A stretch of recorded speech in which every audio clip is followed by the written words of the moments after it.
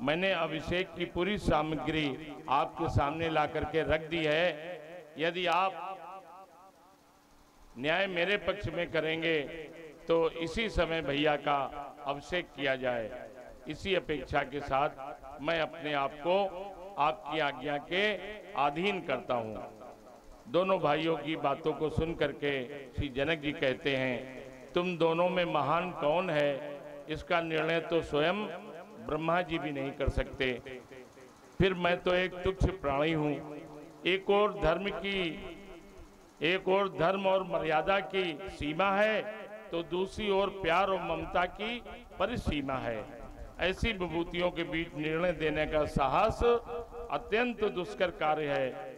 पर ऐसी परिस्थिति में मैं अपना कर्तव्य समझकर, अपना कर्तव्य मानकर भगवान शंकर के चरणों में प्रणाम करता हूँ कि वो जैसा मुझे प्रेरणा देंगे मैं वैसा करूँगा।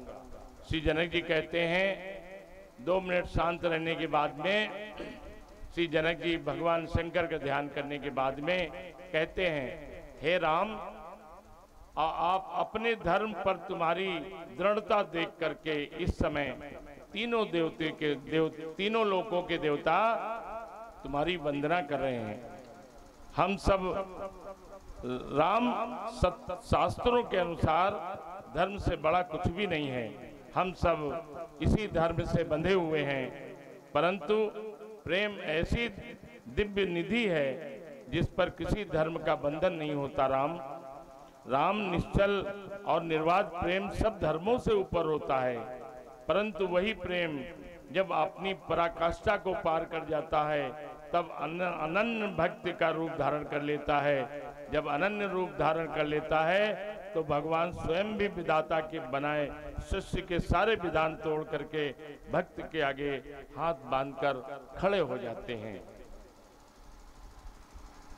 और वो अपने भक्त की आन रखने के लिए विवश हो जाते हैं। इसलिए इस समय भरत, तुम्हारा पड़ना भारी है। राम, भरत का प्रेम निश्चल और निस्वार्थ है और वो तुम्हारा अनन्य भक्त है।